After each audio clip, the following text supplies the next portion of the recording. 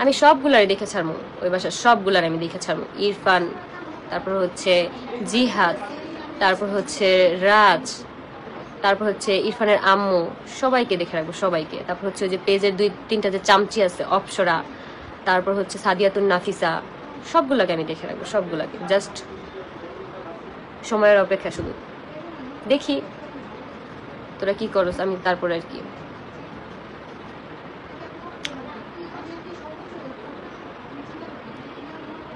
মুনতাহার বাড়ির কেউ আসে না কেন? মুনতাহার বাবা আছে, এই জন্য ওর বাবা কাজে ব্যস্ত থাকে, আর ওর মা হচ্ছে অন্য জায়গায় সংসার করে।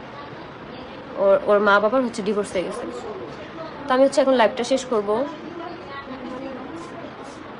তোমরা সবাই সুস্থ থাকো, ভালো থাকো, আমার জন্য দোয়া করো। আমার জন্য কোনো ক্ষয়ক্ষতি হয় তোমরা যেন বুঝতে পারো যে আমার এই ক্ষয়ক্ষতিগুলো কে বা কারা করতে পারে। আমি অনেক লাইফ রিস্ক আছি, কারণ যেখানে মৌ আর আরিফদের সাথে ঝামেলা হওয়ার কারণে সেই 3টা বাজে মৌ আর আরিফদের বাসায় গেছে, মৌকে পেলে মনে হয় এখানে মেরেই ফেলতো, এরকম একটা অবস্থা হয়েছিল। আমার বাসায় যদি কেউ আসে আমি কাউকে ছাড় দিব না, কাউকে ছাড় দিব না, খালি বাসায় আসুক, আমি সেই অপেক্ষায় আছি, শুধু বাসায় আসুক। তো আজকের লাইফটা এই পর্যন্ত। সবাই সুস্থ থাকো, ভালো থাকো।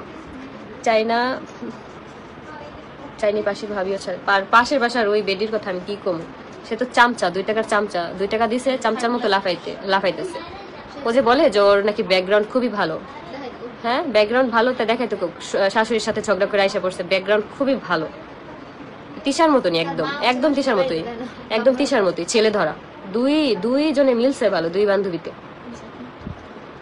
সবাই সুস্থ থাকো, ভালো থাকো।